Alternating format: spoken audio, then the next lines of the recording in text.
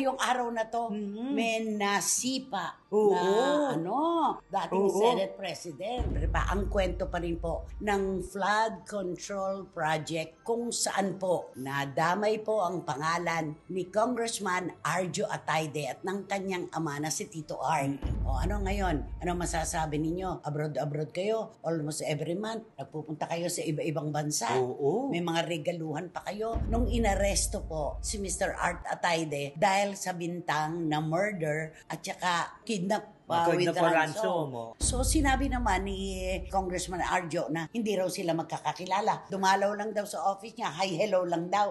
Ako ba pag pumunta sa opisina mo, mag-hi hello lang tayong dalawa? Oh, yeah. Nakarma ka tuloy kasi suplada ka, maldita ka, at saka may bully mga ka. ganyan ang Ang akala natin, di ba, ang problema lang ni Kim Chiu at ng kanyang ate Lakam, yung tungkol sa financial na aspeto. Yun. Hindi lang daw po yung sa pera ang problema. Pati love life daw ni Kim Chiu ay pinanghihimasukan ng kanyang ate Lakam. Alam mo,